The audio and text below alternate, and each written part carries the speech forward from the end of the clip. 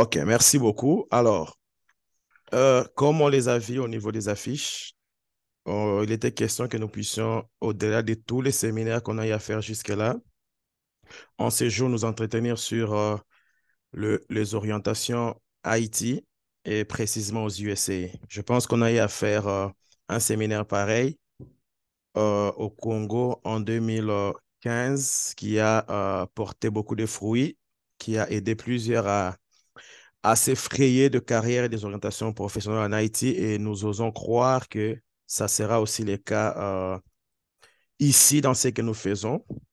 Pourquoi nous faisons ceci? Parce que jusque-là, on a eu à faire la même chose de façon individuelle avec des personnes qui nous approchaient, qui voulaient en savoir plus et qui voulaient avoir des orientations.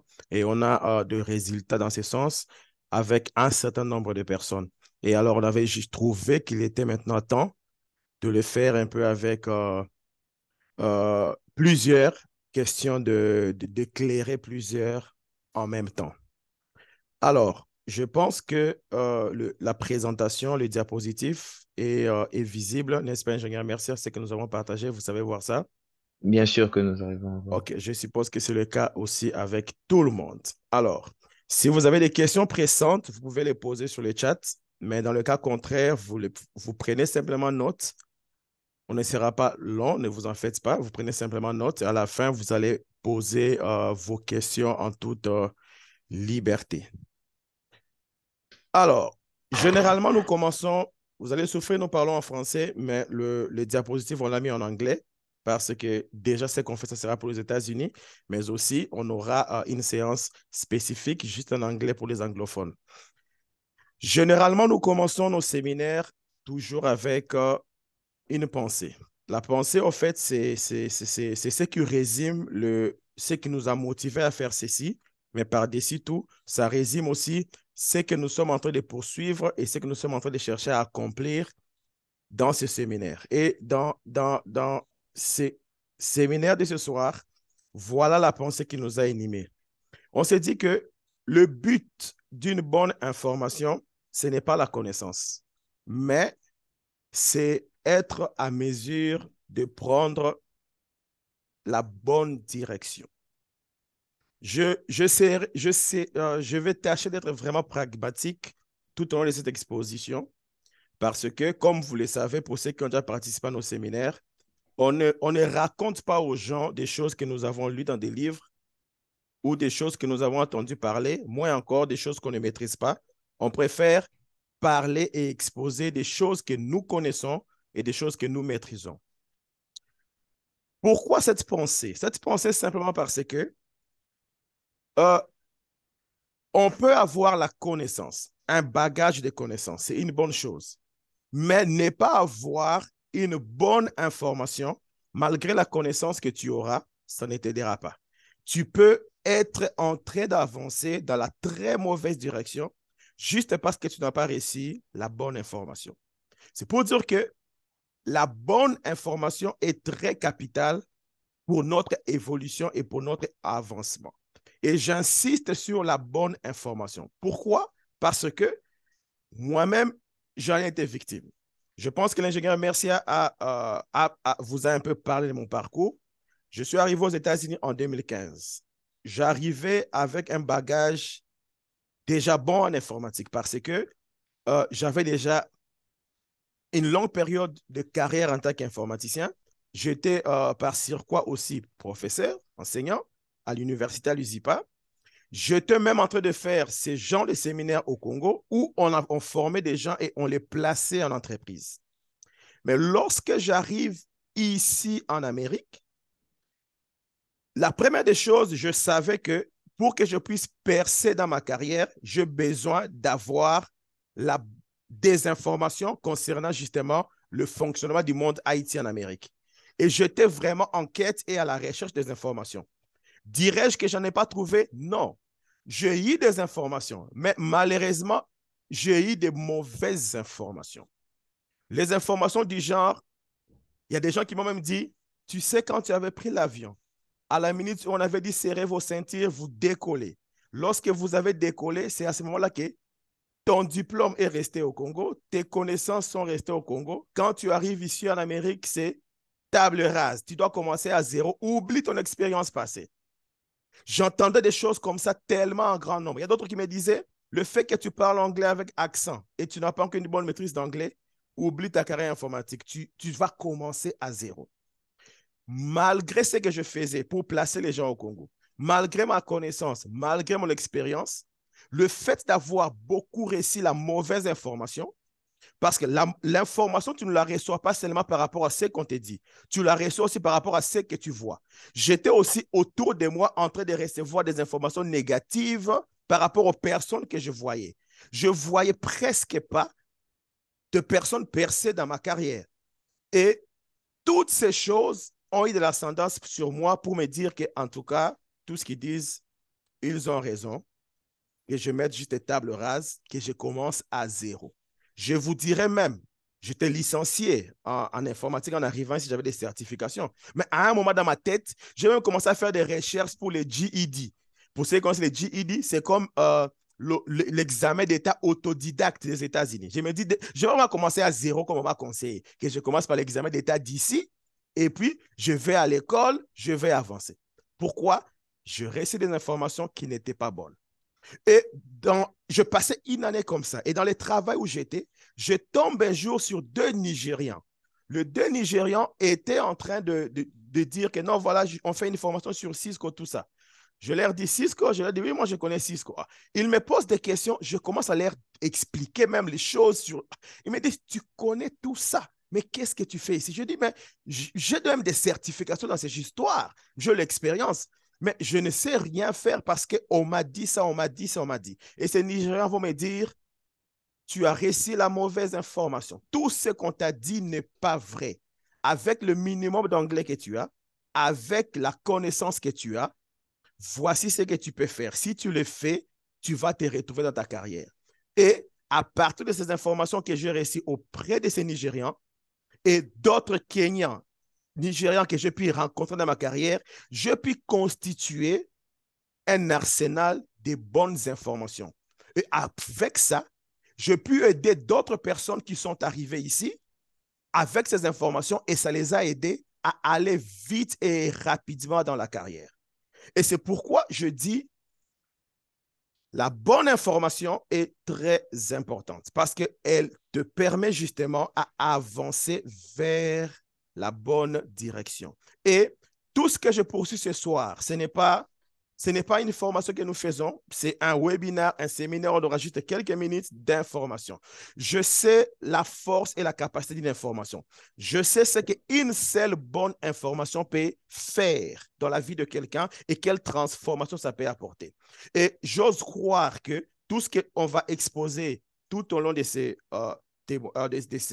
webinaires, à la fin, si ça va à la limite aider quelqu'un à se retrouver sur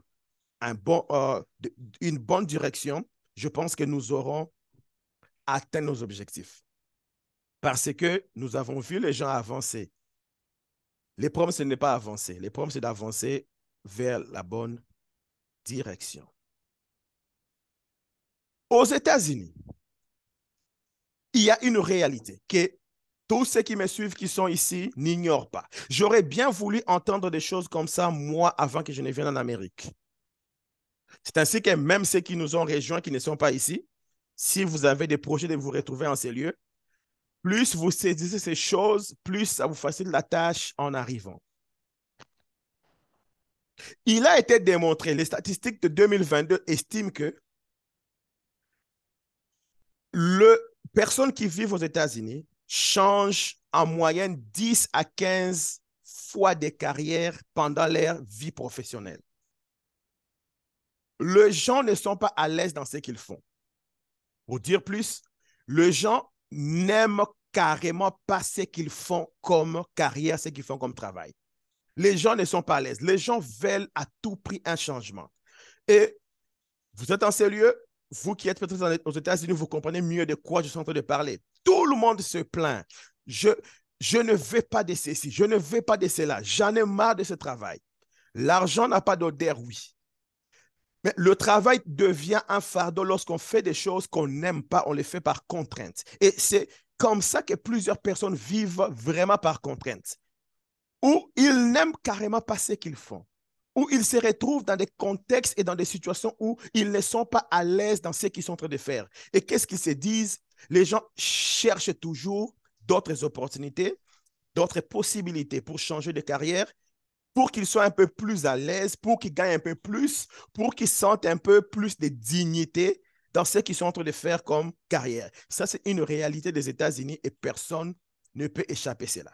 Et ce n'est pas comme ailleurs où tu peux te dire, bon, carrément, je ne veux aucune carrière, je croise mes bras, je reste à la maison, je ne travaille plus. Le système est conçu de sorte que il y a la consommation qui est élevée, tu dois travailler pour subsister. C'est-à-dire que ce sont des réalités que personne ne peut échapper. Et ça devient un problème et un fardeau pour plusieurs personnes.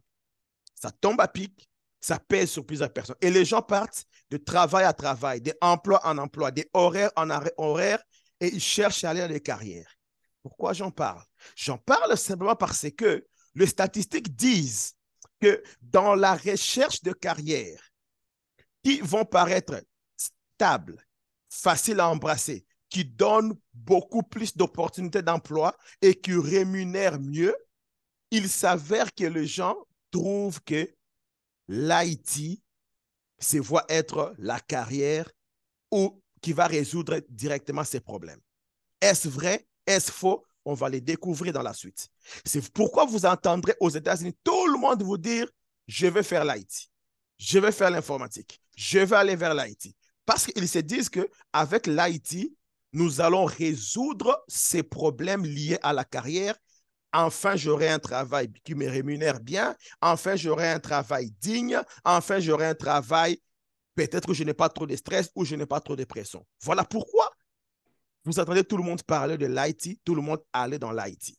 Maintenant, voici quelques raisons ou quelques éléments qui font que les gens aillent vers l'IT ou les gens estiment que l'IT soit la réponse à cette problématique ou à cette préoccupation liée à la carrière. Je vais expliquer dans un domaine à part pour que vous puissiez mieux comprendre. Je vous ai présenté une image d'un véhicule. Je crois que l'ingénieur, ça c'est visible, le véhicule sur le... Bien sûr que j'arrive à voir, et j'espère que c'est pareil pour l'audience. OK, nous estimons que c'est barré sur les gens. Si on est ensemble, vous pouvez me confirmer dans les chats que c'est visible. Que quelqu'un, je mets au moins dans l'auditoire, là, que quelqu'un met notre auditoire virtuel dans les chats confirme. OK, Ça y est, il y a... merci. Merci, papa Alexis. Merci, maman Gina. Alors, je mis l'image d'une voiture. Je ne fais pas la publicité de BMW. Ce n'est pas ma marque favorite, mais c'est juste une image que j'ai trouvée. Regardez. J'étais même en train de parler avec quelqu'un avant-hier. On roulait et on a eu une crevaison d'épinets. Et on s'est mis à changer la roue de la voiture. Nous-mêmes, on a changé la roue, on a remplacé, on a construit les chemins. Est-ce que cela fait de nous des mécaniciens? Non. On n'est pas devenu mécanicien parce qu'on a changé la roue d'une voiture. Regardez toute cette partie d'une voiture. Il y a le lampe, il y a ceci. Vous trouverez quelqu'un qui est expert à remplacer juste des lampes. Ça ne fait pas forcément de lui un mécanicien. Vous trouverez quelqu'un qui est expert à mettre la couleur d'une voiture. Ça ne fait pas forcément de lui un mécanicien. C'est comme ça que les autres domaines fonctionnent. Ce n'est pas parce que je sais piquer quelqu'un que automatiquement je deviens un docteur. Vous comprenez? Ce n'est pas parce que je sais lire ou interpréter une ou deux lois qu'automatiquement je deviens un avocat. Les autres domaines ne fonctionnent pas comme ça. Mais malheureusement, en Haïti, l'effet de savoir changer un pneu d'une voiture dans le monde Haïti, ça fait de moi un informaticien. Je peux limiter ma vie à n'échanger que des pneus. Automatiquement, je suis considéré informaticien. Et peut-être même que je gagne aussi beaucoup d'argent avec ça. Voilà une des raisons qui fait que plusieurs personnes courent vers l'IT, plusieurs personnes veulent devenir des IT parce que premièrement, tu portes le casquette IT, même en faisant des simples choses. Et ça te permet aussi même de gagner beaucoup d'argent en faisant parfois des choses basiques, des choses simples. Automatiquement, tu es identifié comme IT. Deuxième raison qui fait que les gens courent vers l'IT. Il n'y a pas beaucoup de régulations et de prérequis. Comme je donnais tantôt l'exemple. Ne deviens pas docteur qui le veut. Même infirmière. Infirmière, tu ne le deviens pas parce que tu le veux. On va te dire il faut avoir suivi tel cours. Après que tu aies suivi tel cours, on va te dire il faut avoir fait les state exams et avoir la certification. Quand tu as ça, il faut suivre ça. Il y a trop de réglementations. Ne deviens pas avocat qui le veut. Il y a trop de réglementations avec ça. Mais avec le monde informatique, il n'y a pas de réglementation. Il y a beaucoup de pays qui ont... Vous allez voir dans d'autres pays, il y a ce qu'on appelle ordre de médecins. Où ce n'est pas n'importe qui devient médecin. Même si tu as un diplôme de médecine, on t'impose des choses à respecter et à avoir pour être considéré médecin. Mais dans le monde informatique, c'est très difficile. Il est difficile de faire l'ordre d'informaticien parce que la question, c'est qui est informaticien? Même les informaticiens ne savent pas définir qui est informaticien, qui ne l'est pas.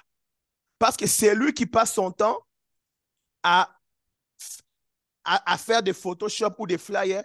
Il peut s'appeler informaticien et tu ne peux pas l'interdire ces titres parce qu'il est en train de traiter les données. Il est informaticien. Et ça fait que le monde IT n'est pas réglementé. Et la preuve même est que les gens qui ont créé ces métiers ou les gens qui font des choses dans ces métiers, eux-mêmes viennent de nulle part. Un jeune de 17 ans peut créer quelque chose, automatiquement, ça devient une orientation informatique. Tout le monde va vers cela. Alors, personne n'a le droit de dire aux autres que tel est informaticien, tel ne l'est pas. Ça fait que ça devient un domaine, un, qui paye bien, comme on l'a dit, deux, qui n'est pas réglementé et qui n'a pas de prérequis. Tout le monde qui veut peut le devenir dans n'importe quel tel et tel autre aspect. Troisièmement, ça vous donne plusieurs carrières. En informatique, on va les voir tout à l'heure, il y a tellement d'options, même des options d'entrepreneuriat, en nombre tellement élevé et en nombre tellement exagéré. C'est ce qui fait que tout le monde veut y aller parce que tout le monde peut trouver sa place.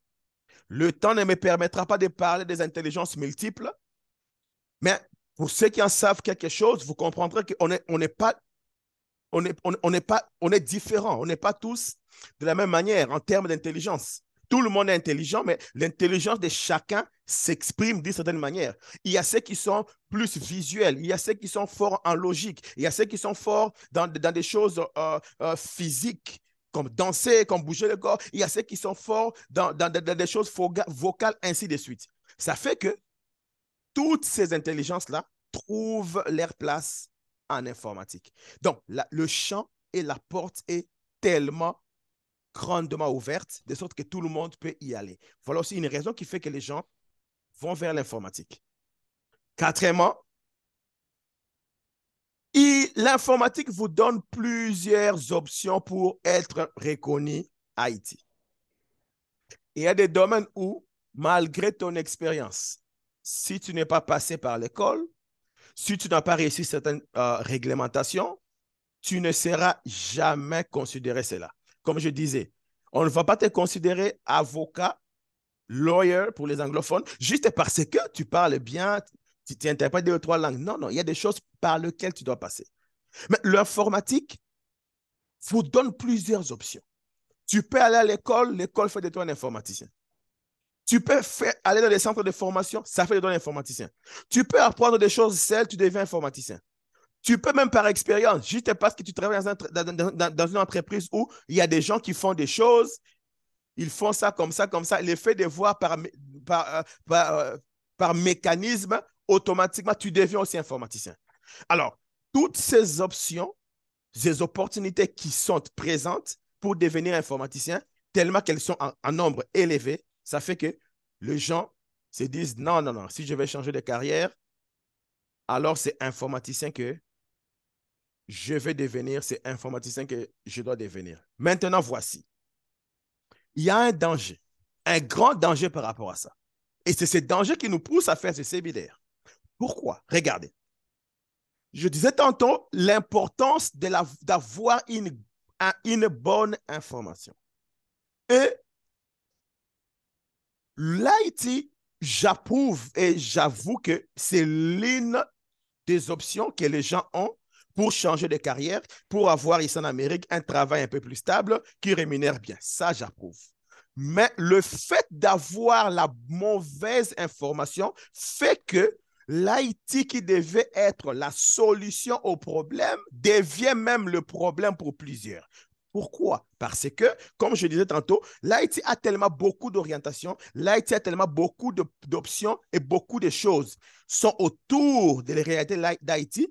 Ça fait que les gens vont vers l'IT sans avoir reçu les informations qu'il faut et par conséquent, les gens se perdent. Je ne peux pas citer le nombre de personnes qui sont venues vers moi pour dire que je suis en train de faire l'IT. Mais tu le vois toucher à ça, toucher à ça, toucher à ça, et en fin de compte, il n'a rien maîtrisé.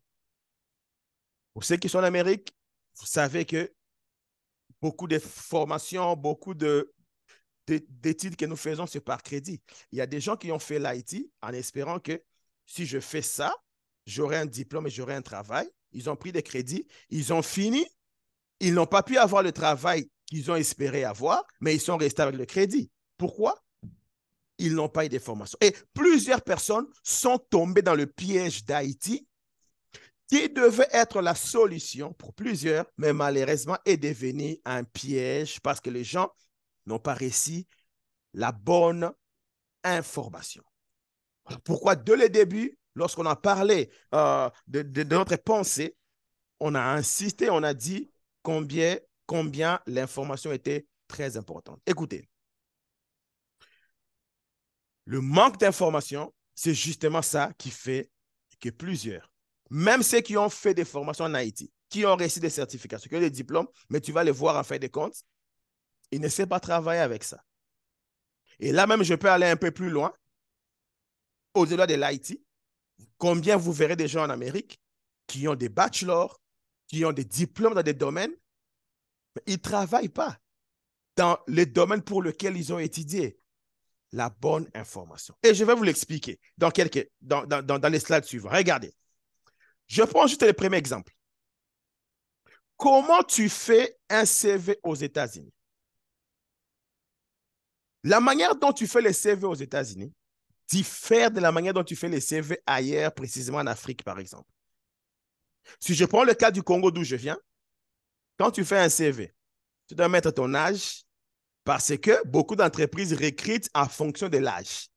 Il y a certains âges, ils te disent que celui-ci est déjà vieux, on ne le prend pas. Tu dois mettre ta nationalité, tu dois mettre ton genre, parce qu'il y a des entreprises qui disent on ne veut pas de femmes dans cette position. Tu dois mettre parfois même ta tribu, parce que la notion liée aux aspects géopolitiques existe. Tu dois mettre ces choses. Or, ici en Amérique, ces choses sont contre la loi. Donc, à la limite où tu fais un CV, tu mets ton genre. Tu fais un CV, tu mets ta nationalité. Tu fais un CV, tu mets je ne sais moi quoi. Automatiquement, lors du classement de ton CV, on les déclasse. C'est pourquoi je dis la bonne information est importante. J'ai eu lorsque j'étais chez Microsoft, j'ai fait une formation sur le recrutement. Et je participais au recrutement des gens. Écoutez, le CV, lorsqu'il y a une offre qui est là, il y a beaucoup de CV. Et pour éliminer souvent les CV, on se base sur juste des critères des gens qui n'ont pas respecté les standards américains au niveau des CV. Déjà, pour vous dire que tu viens de l'Afrique, tu n'as pas reçu la bonne information, donc tu es déjà bien parti pour faire un mauvais CV. Malgré tes compétences et ta connaissance et ton expérience, juste parce que tu ne sais pas comment faire un CV au standard américain, automatiquement tu es déclassé. Tu as des certifications? Oui. Tu as un diplôme? Peut-être oui. Mais parce que tu n'as pas su que le CV doit répondre à certaines règles et un certain standard, automatiquement, on ne te prendra pas. Deuxième chose, diplôme, certification ou expérience. Lorsque tu viens d'ailleurs, en Afrique par exemple, beaucoup d'emplois, on ne gère qu'autour du diplôme. Je vais vous choquer, mais c'est la triste vérité. Suis-je en train de décourager les gens à aller à l'école? Loin de là, je vais m'en parler ici. J'ai été chez Checkpoint, qui est l'une des grandes entreprises qui gère la sécurité des parfaits. J'étais chez Microsoft. Je suis aujourd'hui avec Coro Health. Je travaille avec de grands informaticiens américains. J'ai rarement vu un informaticien avoir un associate degree des États-Unis, qui correspond à un graduat du Congo. La majorité ont eu high school, that's it. I started my career from there. Le monde IT fonctionne autrement. Tu peux aller vers l'université, ça dépend de toi. Tu peux aller vers les certifications, ça dépend de toi. Tu peux aller vers l'expérience, ça dépend de toi. Tout dépend des objectifs qu'il y a. Moi, personnellement, quand les gens viennent ou les gens à qui j'oriente, je leur demande qu'est-ce que tu cherches à faire. Si tu as des visions à long terme, du genre, j'aimerais être Haïti ici et puis je vais rentrer en Afrique, je vais peut-être travailler les Nations Unies, tout ça, OK, va à l'université. Mais si tu veux faire l'Haïti parce que tu veux chercher un boulot d'Haïti aux États-Unis, aller à l'université, c'est une perte de temps. Vous aurez le temps de poser des questions pour contredire ou avoir plus d'éclaircissement sur ce que je viens de vous dire. Préparation de l'interview. Si tu ne sais pas comment une interview se prépare, juste ça, tu peux avoir eu des diplômes et tu n'auras pas un boulot en Haïti ici. Juste parce que tu n'as pas su comment préparer une interview, surtout dans le monde Haïti. Qu'est-ce qu'on touche, qu'est-ce qu'on fait et qu'est-ce qu'on ne fait pas. Ensuite, vous avez le referral. Écoutez, beaucoup, pour ne pas dire la majorité d'entreprises engagent facilement sur le referral. Pourquoi? Parce que lorsqu'il y a une offre, l'entreprise peut recevoir 2000 à 3000 CV. Ils n'ont pas le temps d'aller sur tout ça. Les entreprises ici en Amérique font beaucoup confiance aux agents internes. Lorsque moi, je travaille dans une entreprise, il suffit que je dise, je prends un nom au hasard, Maurice Kazadi. Il suffit que je dise que Maurice Kazadi, je le connais.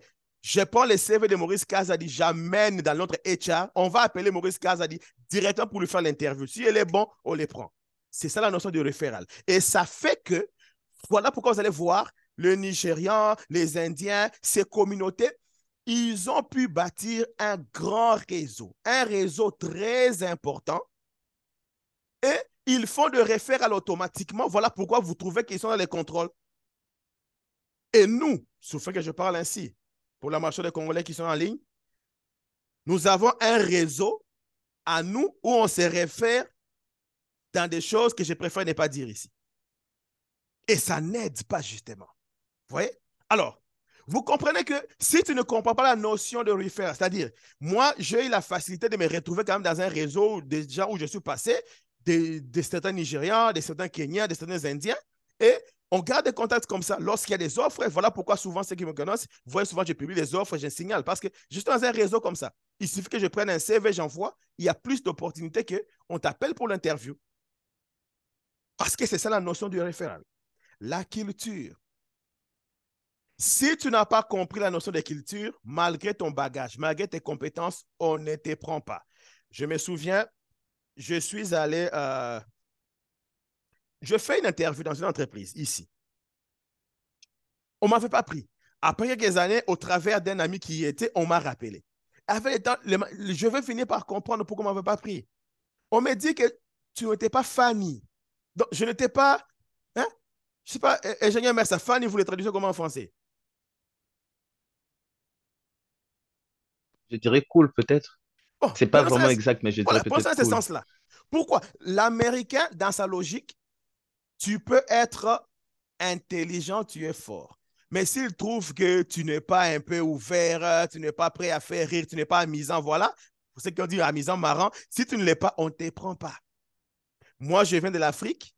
Moi, je gagne dans une culture où est sérieux celui qui ne rit pas à tout moment. Moutachaka Bene Lonyamusalo, Kangi Grafas, aux bombes pour ne rien dire. Voilà un homme sérieux, il ne parle pas à tout moment. Il est calme. Akangake Longi, voilà un homme sérieux. En Amérique, on aime les gens qui vont joke, qui vont rire. Maintenant, quand tu pars dans l'interview, je me souviens de cette interview-là, oh, on me pose des histoires de jokes. Moi, je ne trouve même pas ça marrant pour rire. Une interview, on m'a demandé On m'a demandé dans une interview de danser. Vous, danser, moi danser. Vous êtes assis, moi danser. Et si tu ne comprends pas ces choses, juste ça, malgré ta connaissance, on ne va pas te prendre. On ne va pas te prendre. Les core values. Chaque entreprise a ce qu'on appelle core value. Core value, c'est quoi? Vous savez, nous avons des personnalités. Les gens qui ont fait la psychologie, lorsqu'ils regardent quelqu'un, ils savent savoir la personnalité d'une personne. Je fais un jour une interview pour un poste d'ingénieur chez Amazon, c'était en 2017. Je fais la première interview au téléphone, interview technique. Je tellement navigué dans la science que l'intervieweur me dit que je rarement y ai interviewé des gens qui ont la connaissance comme ça, l'Unix, réseau, tu peux toucher à tout. J'ai dit oui, moi d'où je viens, on ne se spécialise pas comme ici en Amérique où quelqu'un ne fait que les réseaux, que les systèmes. Nous, on touche à tout parce que tu ne sais pas où est-ce que la vie va sourire. C'est pourquoi j'ai les connaissances générales. J'arrive, dernière interview. C'était l'interview managériale. On m'a posé une question. On m'a dit, on te donne un projet. Et on te dit que ce projet doit finir dans 3 jours. Tu commences à travailler, arrivé 3 jours, tu te rends compte que c'est un projet qui ne peut pas finir dans 3 jours. Il faut qu'on t'ajoute 1 jour de plus. Qu'est-ce que tu vas faire? Tu vas ouvertement dire au client que ce projet ne peut pas finir dans 3 jours. Il me faut 1 jour de plus. Ou tu vas juste te remettre les projets comme ça qui n'est pas fini au 3e jour. Moi, je dis non. Je vais dire au client que ce projet ne peut pas finir dans 3 jours. Parce que moi, je suis dans ma personnalité, j'aime que les choses soient bien faites, bien à règle, avec la logique. Je ne peux pas faire quelque chose qui n'est pas fini, ça. Non, non, je ne peux pas. Et on ne m'a pas pris dans ce travail-là. Je vais travailler ailleurs après là. Je rencontre mon manager de cette entreprise-là. Je vais lui dire, il va me dire qu'il était manager chez Amazon. Je vais lui dire, ah, mais moi, j'ai fait un jour une interview chez Amazon. On ne m'a pas pris. Il m'a dit, ah, ben, toi, on ne peut jamais te prendre comme ingénieur chez Amazon. Je dis pourquoi? Il a dit ta personnalité. Amazon ne cherche pas des gens de ta personnalité. Tu as la personnalité des ingénieurs calculateurs. C'est pourquoi moi, ici, je t'ai pris. Parce qu'ici, on traite des données sensibles. On a besoin de quelqu'un. Lorsqu'il s'élève pour faire quelque chose, c'est-à-dire qu'il a tout calculé, il sait que je prends les risques et tout. Je connais de bout en bout ce que je fais. Amazon cherche des gens qui prennent des risques. Quand on dit qui ne risque rien à rien. Et il me dit, derrière Amazon, il y avait un projet. Tout le monde avait peur de le faire. Un ingénieur s'est levé, il a fait ça. Il a détruit un équipement qui coûte trop cher. Tout le monde avait peur. Mais le manager est venu, il a dit, désormais, parce que tu as détruit cet équipement, on te donne la prime, on t'augmente des salaires parce que tu es celui qui a osé. Vous comprenez? Qu'est-ce que je veux dire par là? Je veux dire ceci. Lorsque même tu as une offre d'emploi, il faut chercher à savoir c'est quoi les core values de l'entreprise. C'est-à-dire, quels sont les types de personnalités qu'on cherche dans l'entreprise? Quand tu sais cela, ça va t'aider à te préparer pour l'interview. Et j'ai un ami qui est ingénieur aujourd'hui chez Amazon. Quand il devait faire l'interview, je lui ai dit, il faut faire ça, ça, ça, ça. Sans faute, il est entré. Et comment tu peux avoir ces informations? Si tu es dans un réseau où il y a quelqu'un à l'intérieur, il peut te le dire. Mais si tu n'es pas dans un réseau, aujourd'hui, il y a des sites qui donnent des informations sur les core values de l'entreprise. Mais aussi, la carrière d'IT n'est pas standardisée. Vous trouverez dans d'autres domaines, on vous parle de médecin, on sait ce qui est médecin. On vous parle d'infirmier, on sait ce qui est infirmier. On parle d'avocat, on sait ce qui est avocat. Mais en informatique, les postes ne sont pas standardisés. Même les options à l'université ne sont pas standardisées. Pour ceux qui sont au collège, ici, vous allez voir, beaucoup de collèges, chaque année, ils changent des options, des titres des options. Pourquoi? Parce que c'est un domaine qui évolue d'abord très vite et les entreprises changent des titres de position par rapport aux besoins. Les universités aussi changent des titres des options par rapport aux besoins. Mais dans le fond, vous allez voir que c'est la même chose, mais seulement par rapport aux besoins, on change de façon aléatoire ce qu'il y a à faire et ce qui doit être fait. Et si tu ne connais pas cela, tu ne sauras pas savoir dans quel poste je dois postuler. Alors que le poste correspond à ta compétence, mais seulement les titres, tellement qu'il n'est pas standardisé, ça te fait perdre automatiquement. Voilà pourquoi vous voyez les gens, oh, je fais les databases, oh, j'ai fait les Cisco. Oh, j'ai fait ceci. Parce que tellement que rien n'est standardisé et les gens n'ont pas la bonne information, les gens se perdent automatiquement et ne savent pas comment avancer. Pourquoi? Parce que justement, l'IT a plusieurs carrières et plusieurs orientations. Je vais chuter en vous présentant quelques orientations IT et on va prendre vos questions. Regardez. Nous avons un peu résumé les grandes orientations IT de façon vraiment élevée. Et je vais vous montrer en détail les éléments de chaque branche. Et j'irai encore, je vais vous donner des exemples de chaque sous-branche. Comme ça, vous allez comprendre, lorsque les gens disent je fais Cisco, de quoi ils parlent, et vous allez comprendre pourquoi les gens se perdent facilement en faisant cela. Vous avez le leadership, vous avez l'architecture, la sécurité. Surtout aujourd'hui, tout le monde se bat cyber security. On a deux cyber security.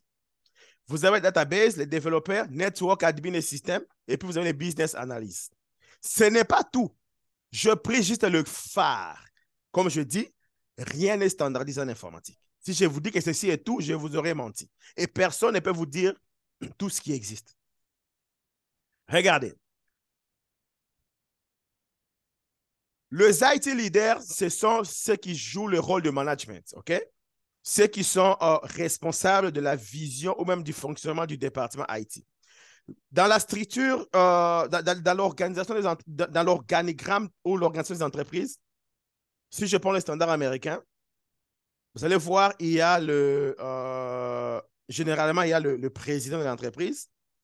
Et après, vous avez d'autre part, vous avez le président, vous avez les vice-présidents. Le vice-président des différents domaines. Vous aurez un vice-président chargé des ressources humaines, un vice-président chargé de l'IT, et ainsi de suite. OK? Et au-delà de vice-présidents et autres, il y a des entreprises qui parlent de CEO. Et du côté technique, on parle de CIO, pas les CEO. CIO. Pourquoi? Parce que l'informatique consomme tellement beaucoup d'argent dans l'entreprise que la décision de tout ce qui a trait en IT passe ou doit passer par quelqu'un qui est au très haut niveau de l'entreprise. Voilà pourquoi vous avez les CEO. C'est-à-dire, ça, ce sont des gens qui ne sont pas trop techniques, mais qui sont beaucoup dans les fonctions managériales. Et la sécurité informatique joue tellement un rôle très important dans l'entreprise. Voilà pourquoi vous avez les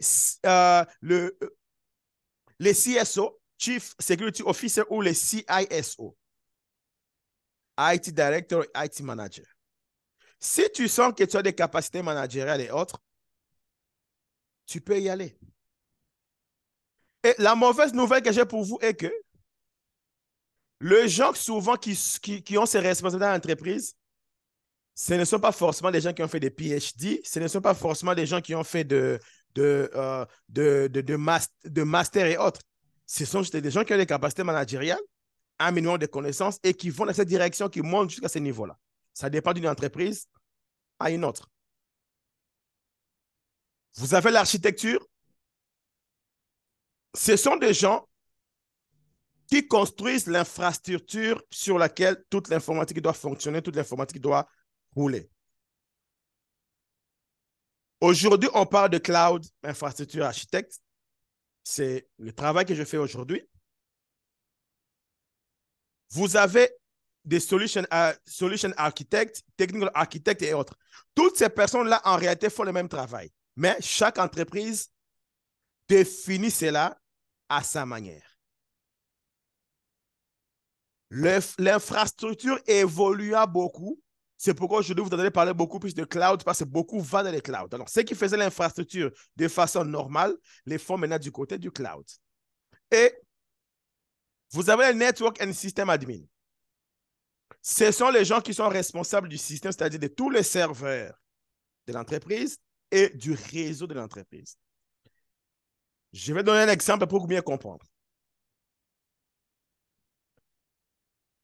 Parlons par exemple du network administrator, c'est-à-dire administrateur réseau. Ça, c'est juste une orientation. Mais pour être administrateur réseau, il y a aussi des spécialisations à l'intérieur par rapport aux fabricants de chaque équipement ou aux fabricants de chaque matériel. Vous avez par exemple Ubiquiti, vous avez par exemple Dell qui fabrique aussi des équipements réseau, vous avez Cisco et autres. Cisco, par exemple, parce que beaucoup de gens chantent Cisco, beaucoup de gens lient réseau à Cisco ici en Amérique. Cisco, c'est juste un fabricant de matériel informatique. Pour apprendre à utiliser ces matériels, Cisco a mis en place une série de formations. Maintenant, les formations que Cisco offre sont tellement bien structurées que lorsque tu as suivi une formation Cisco, on estime que tu as quand même un minimum de connaissances dans le réseau informatique. Ça ne veut pas forcément dire que c'est Cisco qui est l'unique option qui fait de toi informatique. Non, non. Et aussi, ça ne sera qu'au niveau de l'administrateur réseau. Cisco ne fait pas de toi database ou ainsi de suite. Donc, le plus tôt tu as compris ce que tu cherches, le plus tôt tu sais ce que tu veux, plus facilement tu sauras qu'est-ce que je dois faire comme orientation, qu'est-ce que je dois faire comme formation. Vous avez les database administrators. C'est là que vous entendez parler, les gens parler de Oracle, les gens parlent de SQL. Surtout aujourd'hui, les gens parlent de SQL. Il y a une formation SQL. Je parlais avec une dame, justement, qui m'a dit, je vais commencer une formation en Haïti. Je lui ai dit, vous faites quoi? Oh, on fait le programming et puis SQL. On a commencé avec SQL. Moi, je sais, pour faire, par exemple, les databases et SQL et autres, tu dois avoir une intelligence logique élevée. Parce que là-bas, il y a trop de mathématiques. Et elle s'est plaignée. Ah, ça me fait mal à la tête, ces histoires-là. On nous explique des boucles, if, DNS, ceci, trop de logique. Je vais laisser, tu veux laisser, mais tu dois payer l'argent. Le problème, ce n'est pas celui qui te forme. Le problème, c'est toi. Tu es allé vers quelque chose que tu n'as pas compris. Maintenant, tu as pris un crédit pour la formation et ça devient compliqué. Est-ce que c'est difficile? Ce n'est pas difficile. C'est toi qui t'es retrouvé au mauvais endroit. Alors qu'il y a des choses que tu pouvais faire, toujours en informatique, qui ne seraient pas difficiles pour toi. Donc, il y a ceux qui gèrent les databases, c'est-à-dire les gens qui permettent de structurer les données de l'entreprise. Vous avez les business analysts et business intelligence. Ce sont les gens, parce que vous savez, lorsque les données ne sont pas structurées dans une entreprise, ça ne vous permet pas d'avoir les rapports comme il faut. Et les gens qui font le business analyst et intelligence, ce sont des gens qui étudient et manipulent les données pour avoir un point de vue et l'objectif précis et clair par rapport à ce que les données sont en train de générer. Vous êtes dans une entreprise où il y a beaucoup de données qui viennent, vous pouvez savoir combien nous avons vendu, vous pouvez savoir, essayer un peu d'évaluer le chart, le graphique et toutes ces choses. Ce sont les gens qui font ça. Ça ne vous demande pas d'être trop technique. Et aujourd'hui, par exemple, il y a ce qu'on appelle Power BI, qui est une solution Microsoft qui fait les business analysts. Il y a d'autres. Il te suffit d'apprendre seulement Power BI aujourd'hui. Une formation qui te prendra peut-être 2 mois seulement. Tu en as ta certification. Automatiquement, tu gagnes un bon boulot sans trop transpirer et tu deviens informaticien. Alors, quelqu'un qui a l'intelligence, une personne qui a l'intelligence de design, qui fait bien les designs, du genre, tu décores bien les maisons, du genre, tu connais faire les choses, peut facilement aller à des choses comme ça. Ça ne sera pas compliqué pour toi. Ça ne sera pas très compliqué. Tu sauras bien interpréter, tu sauras bien lire et ça avance. Mais tu vas voir, par manque d'informations, par manque de connaissances, la personne va aller faire Cisco, qui va lui demander beaucoup de calculs, va aller faire SQL, qui va lui demander beaucoup de logique, et du coup, tu te perds. Comme je disais tantôt, l'IT qui devait être la solution au problème de carrière devient encore le problème qui endette les gens, qui font perdre les gens leur temps, juste parce que en amont, les gens n'ont pas bien compris et n'ont pas réussi la bonne information ou l'information qu'il fallait. Vous avez les software développeurs, je ne sais pas trop en détail, c'est là que vous avez ceux qui font les applications. Et là, vous avez les web développeurs, ceux qui font des sites web, par exemple. Vous avez toutes ces catégories de personnes qui font de la programmation pour mettre en place les applications et les logiciels par rapport aux besoins que les gens ont. Et là-bas, par exemple, si je prends par exemple un cas, je peux aller juste sur, je peux prendre web développeur. Tu dis, OK, moi, je pense que je vais être web développeur. Dans les web développeurs, tu vas trouver beaucoup de sous-branches ou beaucoup d'options à l'intérieur. Tu peux juste te dire, OK, je me spécialise dans ce qui m'intéresse ou dans l'un des deux. Ainsi de suite, et puis tu avances. Et la sécurité. Pourquoi tout le monde couvre la sécurité? Parce qu'aujourd'hui, la sécurité, il y a beaucoup trop de problèmes liés à la sécurité informatique. Et voilà pourquoi tout le monde veut aller vers la sécurité. Tout le monde veut faire la sécurité. Tout le monde veut être ingénieur en sécurité. Et voilà toutes les orientations et toutes les branches qu'il y a dans la sécurité. Je sais que le cyber security aujourd'hui, c'est l'une des options qui tentent les gens. C'est ma spécialisation. La sécurité est tellement vaste qu'il faut faire ou il faut embrasser avec beaucoup de tact, beaucoup de précautions, beaucoup de prudence. Moi, personnellement, c'est mon point de vue, ça n'engage que moi. Je ne peux pas conseiller quelqu'un à commencer directement la carrière informatique en tant que dans la sécurité. Je conseille de faire autre chose et de faire la sécurité après. Pourquoi? Je suppose que pour être à mesure d'attraper un voleur, tu dois bien savoir comment opèrent les voleurs. Par exemple, ceux qui font la criminologie, on leur apprend comment commettre un crime. C'est-à-dire, on leur apprend à comprendre comment les crimes s'opèrent et comment les crimes se font. Parce que si tu sais réfléchir comme un criminel, tu sauras l'arrêter. Et la cybersécurité a beaucoup de responsabilités. Les gens qui vont directement vers ça, tu peux trouver un boulot de très bas niveau. Mais si tu vas en faire une carrière, je conseille de faire autre chose et puis tu vas là. C'est juste en passant.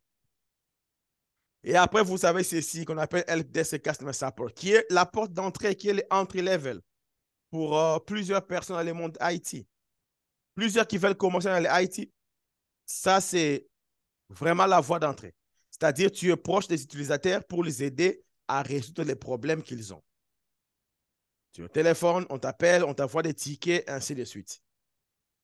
Et maintenant, c'est l'une des choses que nous expliquons aux gens que nous encadrons ou aux gens que nous orientons.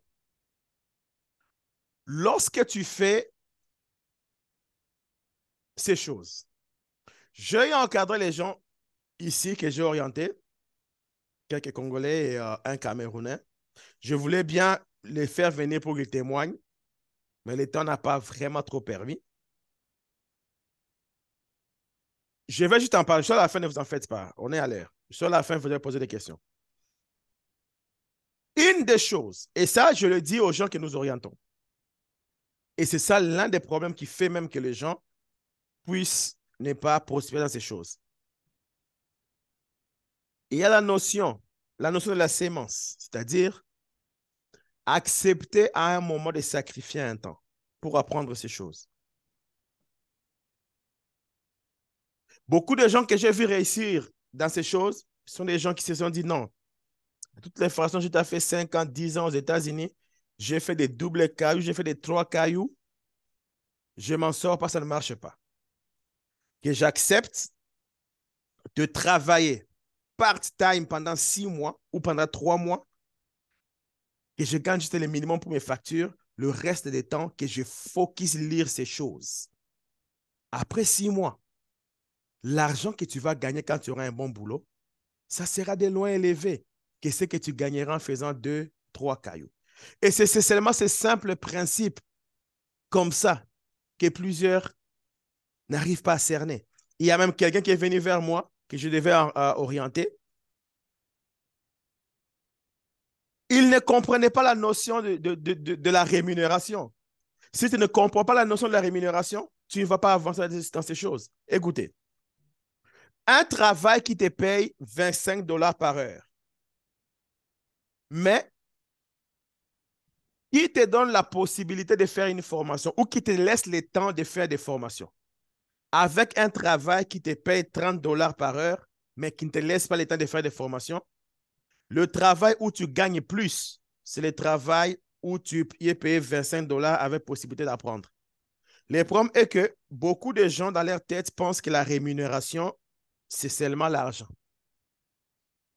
Je connais quelqu'un, il a fait My Computer Career, il a eu des certifications, mais tellement que ce sont des choses aussi très mécaniques. Parce que moi, si tu viens chez moi aujourd'hui, tu veux avoir une certification Cisco la semaine prochaine, je vais t'orienter et je vais t'expliquer qu'est-ce que tu dois faire pour avoir la certification Cisco. Et la semaine prochaine, tu auras la certification Cisco. Ça, je vous garantis. Mais ça ne te servira à rien quand tu n'as pas eu un minimum de connaissances. Et pourquoi je ne le fais pas avec les gens? Je préfère, tu as une base de connaissances et après, tu pars faire la certification. Alors, ce monsieur-là, il a fait ma computer career, il a eu des certifications. Il n'arrive pas à affronter les interviews. Je lui ai dit, tu peux entrer dans le monde IT rapidement en passant par la carrière, c'est-à-dire accepte le entry-level job. Le entry-level job, c'est quoi? C'est un travail qui, certes, est technique, informatique. Ça peut ne pas te payer beaucoup trop d'argent. Pour ceux qui sont à Dallas, il y a par exemple SMS. Ceux qui connaissent SMS, SMS, à part la partie warehouse, ils ont la partie technique où les gens font les computer repair, où les gens remplacent les pièces de l'ordinateur. Si tu mets dans ton CV que tu travailles chez SMS et puis tu as une certification Cisco, les grandes entreprises vont te prendre directement. Que c'est lui qui a l'entreprise Cisco, mais qui n'a pas une expérience. On dit que tu as déjà une expérience IT. Et ce monsieur-là, les warehouses où il était, lui payaient 18 dollars. SMS lui propose 15 dollars. Il me dit, ah, bah, on peut s'en faire là, ok. J'ai dit, justement, c'est ça le problème. Les gens n'ont pas le sens et la notion de comprendre ce qu'ils cherchent et ce qu'ils poursuivent. Je dis, mais si tu comprends que j'ai besoin juste de ces 15 dollars, je suis en train de gagner non pas 15 dollars chez SMS, je gagne 15 dollars plus expérience. C'est de loin supérieur à 18 dollars avec zéro expérience. Pour clôturer et répondre à vos questions, lorsque j'arrivais en Amérique ici, après que je parlais avec, j'avais une certification, comme tu as une certification Linux. Après que je parlais avec ces Nigériens-là et qu'il m'a dit ce que je devais comprendre et ce que je devais connaître, on m'a dit, à ce niveau, dès que tu as les Cisco, automatiquement, ça passe. J'avais l'expérience Cisco. Au Congo, je travaille sur des équipements Cisco. J'ai enseigné ces choses-là, mais je n'avais pas eu de certification. Je me suis dit, OK, donc je dois chercher la certification Cisco. Je n'ai pas besoin d'aller dans un centre. Je vais juste lire et puis passer mon examen. Je me suis dit, comme j'ai des factures à payer, il me faut un travail part-time. Je vais travailler juste 3 jours par semaine. Part-time. Les 4 jours, j'étudie. Je vis des gens me dire, ah, aux qui ça là, batan au tigana palais, bolare les cas, pétaba des cailloux. J'ai bouché mes oreilles. Je savais que c'était des fausses informations. Parce que je savais que ces 4 jours-là que j'ai, le temps que je mets pour avoir mon Cisco, dès que j'aurai mon Cisco, je vais récupérer l'argent que je n'ai pas pu avoir ces 4 jours-là à la seconde. Et ce sont des notions comme ça que les gens n'arrivent pas seulement à comprendre. Et nous, quand on vous oriente, on fait notre part pour vous expliquer ça. Et on estime que, et j'ai vu ceux qui ont compris, ça a produit des résultats. Et parce que parfois, il y a des gens qui aiment être poussés et c'est ce qu'on fait. Il y a un type qui est fameux sur les réseaux sociaux. Il s'appelle Ndo Champion. Ndo Champion, je ne sais pas. Peut-être vous l'avez déjà vu. C'est un type qui, c'est un bodybuilder. Il marche torse nu. Il met ses mains comme ça. S'il te voit en train de manger les McDo, les fast-food, il tire si ça tombe. Alors, dans ces blagues, ce qu'il fait toujours, il dit, toi, tu m'as payé l'argent pour que je puisse te former, que tu puisses avoir la masse et tout ça. Mais si tu m'as payé pour que tu te formes, je te trouve en train de manger quand tu devras manger, tu n'es pas en train de jeûner comme tu dois manger, je vais tuer ta nourriture. Et il y a des gens qui aiment être poussés comme ça. Il y a même en ligne ici certains parmi vous que j'encadre, que nous avons eu encadré, ils le savent. Donc, on va dire, OK, tu veux faire ça? OK, je vais te rappeler. Tu as étudié? Tu en es où? Tu es à quel niveau et autres. Pourquoi? Parce que parfois, il y a des gens qui ne sont pas poussés, ils ne vont pas les faire. Vous avez le project management, je n'entre pas en détail. Il y a des gens comme ça et c'est ce qui énerve. Écoutez, je travaille dans l'entreprise Haïti. Les gens qui gagnent beaucoup d'argent en Haïti, parfois, ce ne sont pas les techniciens. Ce sont les gens ici, les gens qui vendent.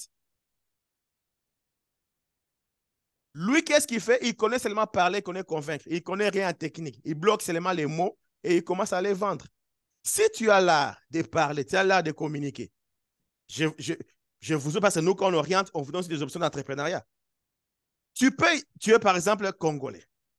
Tu peux ici en Amérique entrer en partenariat avec un fabricant, un grand fabricant. Tu fais seulement la certification de vente de leurs produits. Parce que tu sais convaincre, tu sais parler. Tu commences en Afrique, même à faire les zooms comme on les fait comme ça, à juste parler de ces produits-là. Et chaque fois qu'il y a des gens qui veulent souscrire à ces produits-là, tu les réfères maintenant à la partie technique de l'entreprise. Tu gagnes l'argent comme ça en Haïti, sans être Haïti, juste parce que tu as compris ce qu'il fallait faire. Et j'ai vu beaucoup de gens gagner comme ça. Juste, il a compris, il devient revendeur de telle ou telle autre solution. Parce qu'il sait parler, sait vendre. Quand j'étais encore au Congo, il y a beaucoup de Libanais, c'est tout ce qu'ils faisaient. Ils sont revendeurs de Microsoft, revendeurs de ceci. Ils ne sont pas techniciens. Ils ne font que revendre des solutions. Or, et ils sont Libanais. Ces solutions sont loin de vous. Vous êtes ici aux États-Unis, en pleine Amérique, là où il y a toutes ces solutions. Vous avez l'avantage de le faire.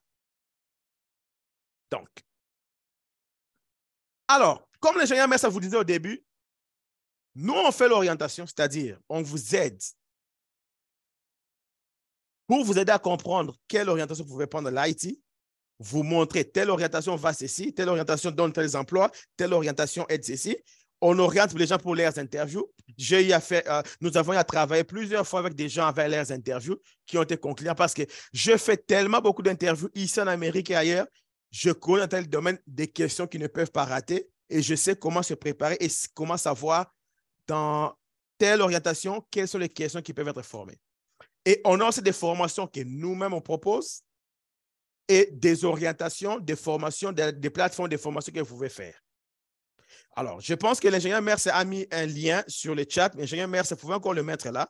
Comme ça, ceux qui sont intéressés et qui ont besoin d'être orientés, qui ont besoin d'encadrement, qui ont besoin de précision sur ces choses, remplissez seulement ces formulaires-là. Vous allez remplir avec vos informations. On va vous contacter. On aura le temps de discuter en aparté avec vous et pour vous aider dans ce sens-là, dans l'évolution, dans n'importe quel niveau où vous évoluez.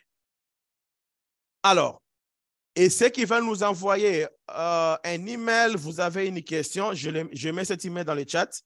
Là où vous pouvez aussi nous contacter si vous nous envoyez là-bas. En tout cas, on va vous répondre. Et pour ceux qui, voilà, si vous posez une question là-bas, on va aussi sans faute vous répondre. Alors, je vais désactiver l'option Zoom mute. Si vous avez des questions, des choses à dire, vous pouvez sortir de votre mute et poser votre question sans problème. Alors, ingénieur, merci. En attendant, je vous remets déjà la parole. Ok, merci beaucoup, ingénieur. Merci beaucoup pour votre partage des connaissances et d'expériences. J'espère que ça a été enrichissant pour tout le monde.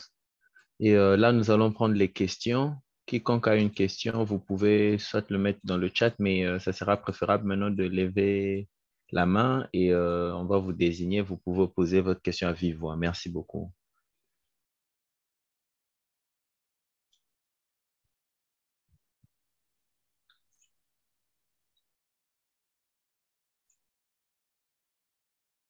Une question?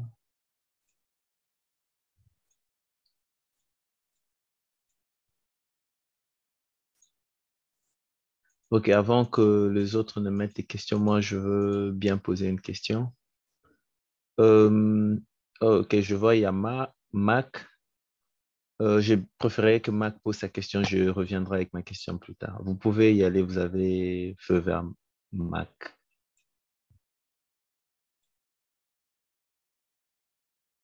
On n'entend rien, Mac. Vous devrez Enlevez le désactiver mute. le. Il y a le mute, please.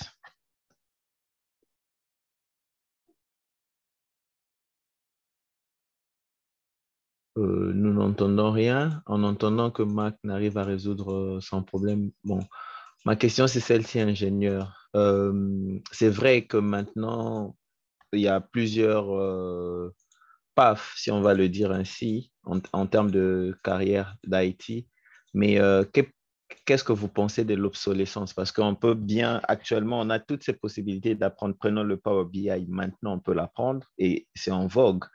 Mais qu'est-ce qu'il advient après 3, 4, 5 ans? Parce qu'on sait qu'une technologie ne reste pas aussi longtemps, à moins que ce soit une technologie de base. Mais quand c'est un outil, quand c'est un trend, ça ne reste pas aussi longtemps. Qu'est-ce qui arrive quand la technologie en elle-même passe, quand l'outil passe? Qu'est-ce que nous qui avons appris un outil deviendrons au fait?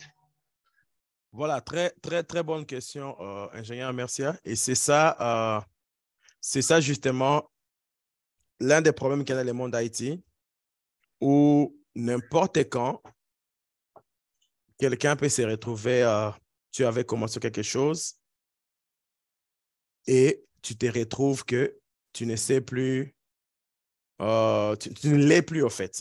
Pour ceux qui savent un peu à l'époque, j'aime souvent le dire, il y avait de ce qu'on appelait flash disk de clés USB. Et à l'époque, nous, quand on étudiait l'informatique vers 2005, il suffisait de les mettre sur le coup pour être appelé grand ingénieur.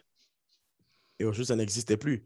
Donc, si tu t'étais fait expert en ça, aujourd'hui, ta carrière n'a plus de place. Je sais qu'il y a même des gens qui ont ouvert des business pour commencer à graver les chansons sur le MP3. Et on payait beaucoup d'argent. Quand business, moi, je me souviens, on avait gravé comme ça. Pour moi, j'avais payé $10. On a fait la sélection de 120 chansons. On te le met. Mais aujourd'hui, les gens qui ont fait ces business-là, s'ils n'ont pas compris et n'ont pas migré sur les nouvelles solutions aujourd'hui, ça ne marchait plus pour eux. Donc, c'est pour dire que ces choses, lorsque tu es déjà dedans, il faut t'assurer, par rapport à la carrière que tu as pris, de continuer à chercher à rester dans l'actualité, c'est-à-dire à chercher à voir l'évolution de la technologie, mais aussi à participer dans des ateliers et dans des formations liées à l'informatique. Parce que dans le cas contraire, à n'importe quel moment dans ce monde ou dans ce domaine, tu peux te retrouver déphasé. Et j'aime ta question, pourquoi? Parce que, et c'est là aussi le problème. Moi, personnellement, aujourd'hui, ça c'est la vérité que je dis, je ne peux même pas conseiller quelqu'un à beaucoup s'investir dans les Cisco comme ça s'est fait aujourd'hui. Réseau, switch, tout ça. Non, parce que ici en Amérique, déjà, dans peu de temps, ça ne sera plus le cas. Les entreprises ont juste besoin de la connexion Internet, c'est tout. Le VLAN et autres, comme on faisait, ça ne sert plus à rien. Il faut par contre aller vers les solutions cloud, AWS, GCP ou Amazon. Là, AWS, Azure, tu gagnes en termes de temps en avance. Et si quelqu'un ne comprend pas ces choses, et là, c'est pourquoi on parle de l'importance de l'orientation, tu vas investir beaucoup de temps dans quelque chose qui n'a plus d'avenir et du coup, tu ne te retrouves pas.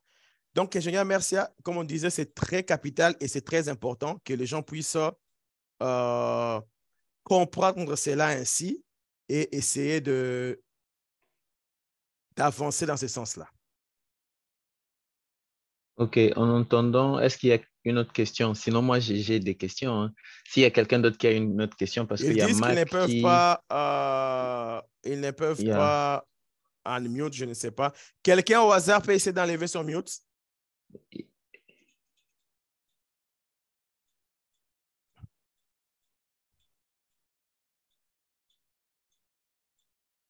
Est-ce qu'il y a quelqu'un qui peut essayer de nous dire... il y a Alexis qui nous dit impossible. Essayez de revoir un peu de votre côté. Pendant, on Encore. va voir l'option et Il y là, a... Ok, il y a quelqu'un d'autre qui dit que c'est toujours... Ça ne marche pas. Now it's good. Ils peuvent essayer encore, oui. OK, donc on va prendre la question de Mac qui... Essayez Mac si vous pouvez. En attendant, le lien qui est envoyé pour ceux qui veulent. Oui, ça va maintenant. Ça va. Oh, now it's working. OK, sounds good. OK, Marc, go ahead. OK. Attends, je parle. OK. Bonsoir, je mets votre ces rendez-vous conférentiels. Je l'ai aimé. Moi, juste, je suis nulle en informatique. Mais j'ai... Au service, on nous a proposé, bon, on a des formations au service. Juste, je veux un message venir. Ils nous ont, bon, ils donnent des formations dans des domaines différents. Pas seulement l'informatique, mais quand Papa Bethany parlait là des différences entre les domaines, moi, je n'en connais pas. Juste besoin de savoir la différence. Je vais vous citer ce que je veux. Si on peut me donner juste la différence entre les 3 domaines. Il y a 3 domaines. Je vois, ils ont écrit IT Support Spécialiste. Ils ont écrit Software Developer and Web Developer. Je ne sais pas la différence entre les deux, entre les 3. J'aimerais juste savoir la différence. OK. C'est Maman Marianne? Oui, c'est moi. OK. Merci beaucoup, Maman Marianne. OK. IT Support Developer... IT, tu as dit IT Support, c'est ça? IT Support Spécialiste. OK. Développeur et puis développeur web. OK. IT Support Spécialiste, il est ici. Au fait, toute entreprise aujourd'hui utilise l'outil informatique. Ça fait que tous ceux qui utilisent l'informatique dans l'entreprise ne sont pas forcément informaticiens. Disons, tu es dans une entreprise, tu as un ordinateur, tu es par exemple financier ou comptable, tu as besoin d'un ordinateur pour travailler. Mais lorsque tu n'arrives pas à imprimer, lorsque, par exemple, tu n'arrives pas à aller sur Internet, c'est une panne dont toi, tu ne sais pas résoudre. Alors, tu as besoin de quelqu'un qui a un peu plus de notions en informatique, qui puisse t'aider par rapport à ces problèmes que tu as là. Celui qui t'aide là, c'est celui-là qu'on appelle IT Support. Beaucoup d'autres entreprises vont l'appeler Help Desk, d'autres vont l'appeler Support, d'autres vont l'appeler IT Support Spécialiste. Comme je disais, ça dépend d'une entreprise à une autre. Donc, c'est quelqu'un qui est à côté de l'utilisateur pour l'aider à faire son travail de façon habituelle. Maintenant, l'autre que tu as dit, c'est Software Development. C'était qui? Software Development? Web Developer. Software Developer. Et l'autre, c'était? Web Developer. OK. Software Developer, c'est qui? Software Developer, normalement, bon, ça dépend aussi de ce qu'on fait. Parfois, on peut les différencier avec Web Developer et autres. Software Developer, c'est qui? Comme je disais, chaque entreprise a besoin d'une application métier. Lorsque nous allons à l'hôpital, vous allez voir qu'ils utilisent l'ordinateur là pour avoir des informations médicales passées, ainsi de suite. Pourquoi? Parce qu'il y a une application qui a été développée avec le standard ou les informations liées aux médecins, juste pour les aider dans cela. Alors, qui font ces applications-là? Ce sont les software développeurs. C'est-à-dire, ce sont des personnes qui prennent le besoin ou les tâches routines de l'entreprise et mettent en place une application juste pour faciliter le travail à l'entreprise. Ce sont les software développeurs. Ils font le développement. Alors, les web développeurs, ils font presque la même chose, mais ça dépend. Il y a certains qui se limitent à faire juste les sites web pour l'entreprise, mais il y a d'autres qui font des applications, je ne vais pas aller trop dans des termes trop techniques, mais qui font des applications, le développement, mais du côté web. Les deux ici font presque la même chose, juste des applications qui vont aider au fonctionnement de l'entreprise. Je donne encore un exemple pour mettre en branle les 3 options que vous avez évoquées. Je commence une boutique. Je vends plusieurs articles. J'achète des articles, je vends. Je me rends que chaque soir, c'est très compliqué pour moi de savoir combien j'avais acheté des cartons de sel, combien j'avais acheté des cartons de sucre, combien ceci, combien ça. La gestion est devenue très compliquée pour moi. Je calcule sur le papier, ça me fait mal à la tête. Je ne sais pas savoir, il me reste combien de boîtes de tomates pour acheter. Ça devient compliqué. Les softwares ou les web développeurs, ils peuvent venir vers moi, je lui explique comment je fais ma gestion. Lui, il va prendre les tâches que je fais de façon manuelle, il me fait une application informatique où je n'aurai plus à trop réfléchir, à trop calculer. Je vais seulement commencer, l'application est là, je l'ouvre, je mets mes informations et je vois les rapports de tout ce que j'ai fait. Maintenant, si mon entreprise devient très grande avec beaucoup de magasins et beaucoup de clients, ça fait que dans chaque magasin que j'ai, je mets un ordinateur avec quelqu'un qui est là pour mettre les informations par rapport à mes ventes et mes achats. Mais si ça arrive, il arrive qu'un matin, quelqu'un veut ouvrir l'application, il n'arrive pas à se connecter. Il n'appelle pas directement les software développeurs qui a fait l'application. Il va appeler le help desk ou encore l'ingénieur support pour que l'ingénieur support regarde où se trouvent les problèmes. Peut-être que la machine n'est pas connectée sur Internet, peut-être que c'est un petit problème. S'il voit que c'est un problème qui est lié à l'application elle-même, c'est là qu'il va maintenant escalader des cases, aller vers le software développeur. Donc, Maman Marianne, c'est un peu ça la différence entre les trois éléments que vous avez posés. OK. Bon, une autre sous-question. Oui. Où est-ce qu'il y a beaucoup de mathématiques? Software développeur. Il n'y a pas trop de mathématiques, mais beaucoup de logique. Oh. Parce que, comme je vous ai dit, vous avez votre boutique, même vous-même déjà en tant que boutique, de façon manuelle, c'est toujours la logique, non? Vous faites là, vous dites que non, j'ai acheté 5 tomates à tel prix, j'ai vendu à tel... Il y a toujours une logique par rapport à ce que vous faites. Donc, maintenant, celui qui va faire l'application doit comprendre la logique pour que l'application fonctionne. OK. Yeah, I have a question, Abitani. Go ahead, Mama Gina. All right, so this is, I think I'll go as far as I understood what you just said. Yes, go ahead. So I know for sure that I need to start with like an IT support specialist because you said that was the door, you know, to be in the business.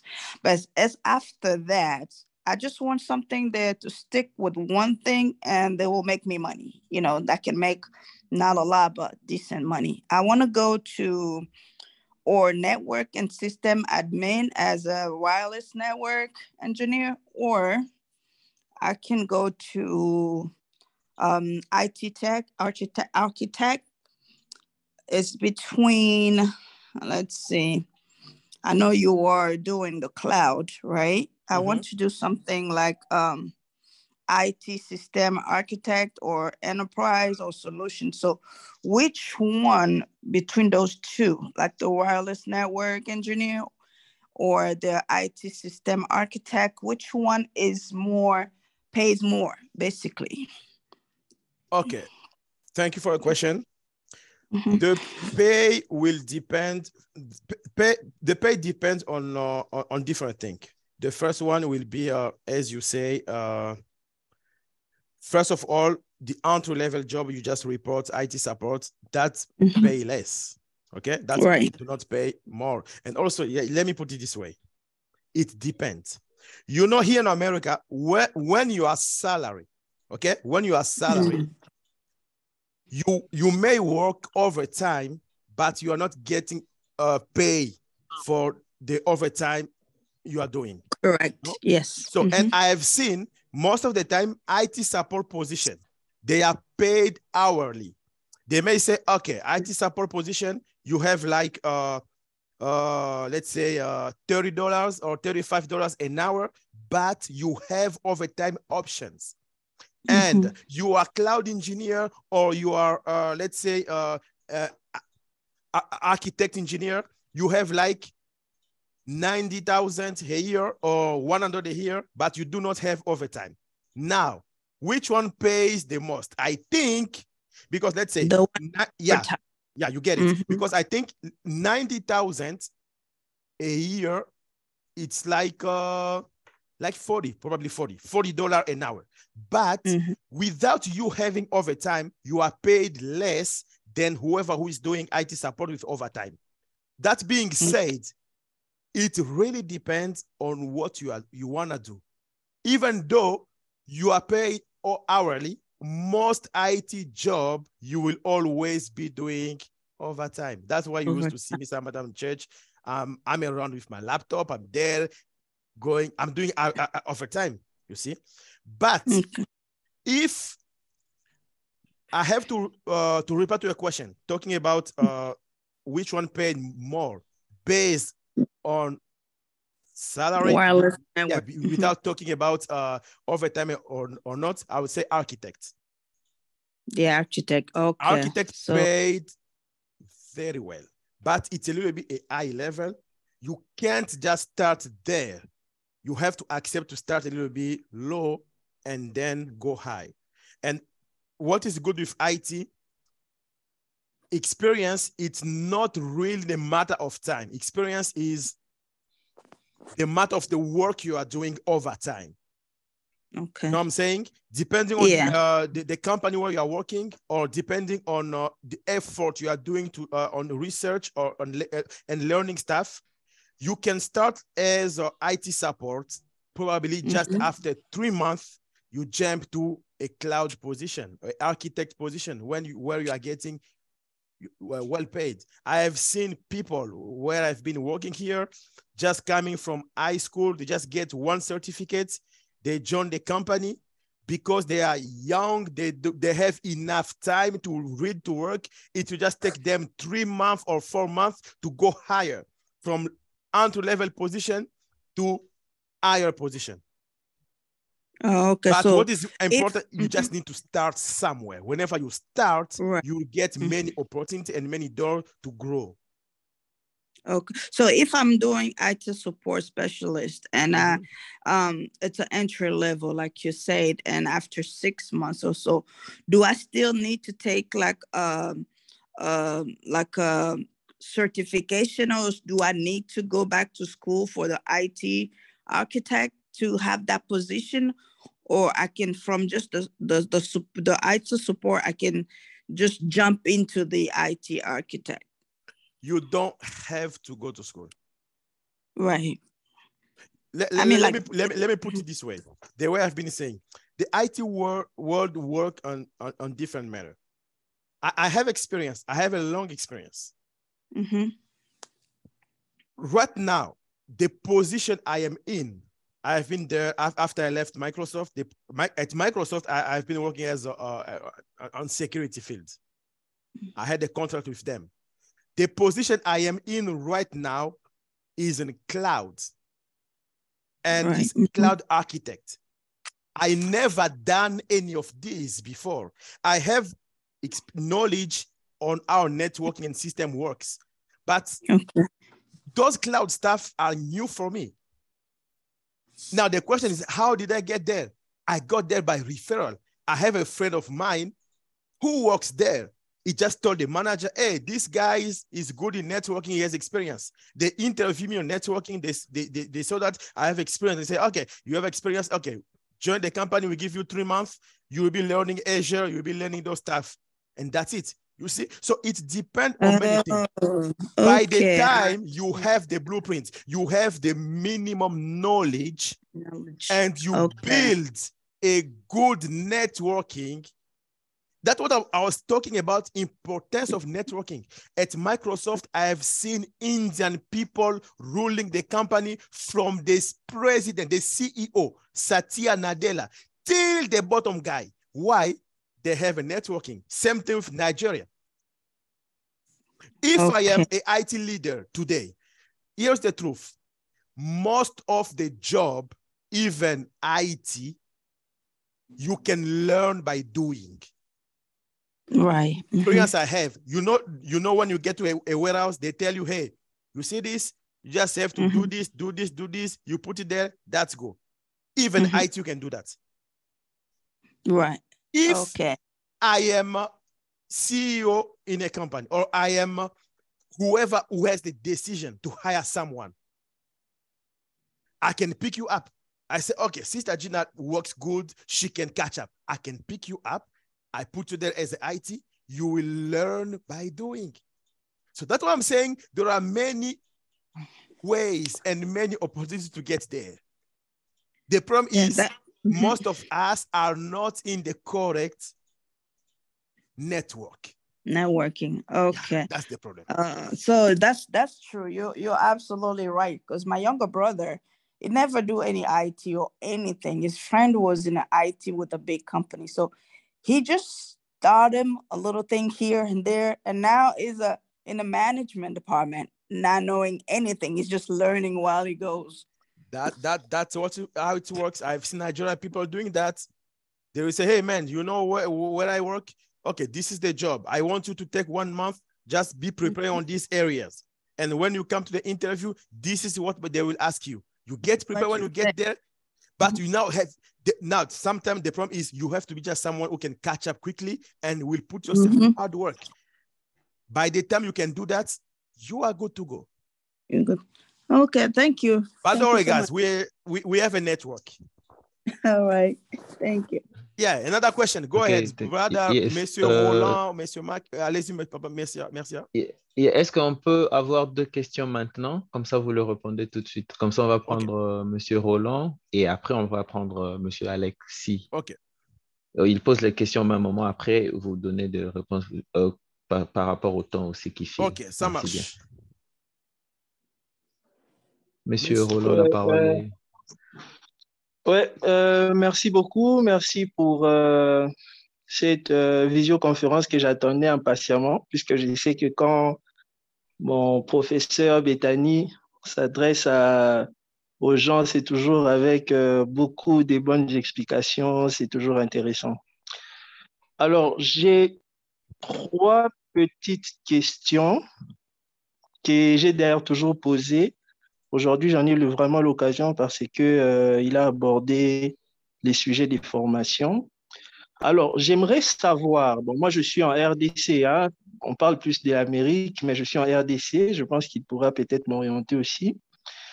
Quelle serait la spécialisation d'un responsable de la sécurité du système d'information? De même, pour faire l'audit informatique.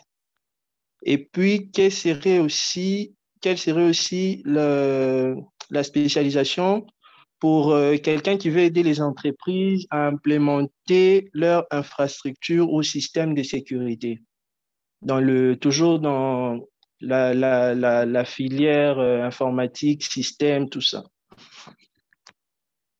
Voilà, ce sont celles-là mes questions. OK. Merci. On peut prendre au même moment. Monsieur Roland. Bon, il a posé 3. Je préfère qu'on prenne ces 3 et puis ça marche avec vous. C'est bon?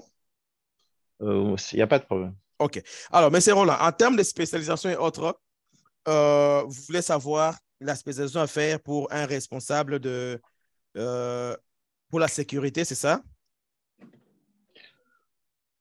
Exactement, exactement. Oui, il a... Yeah.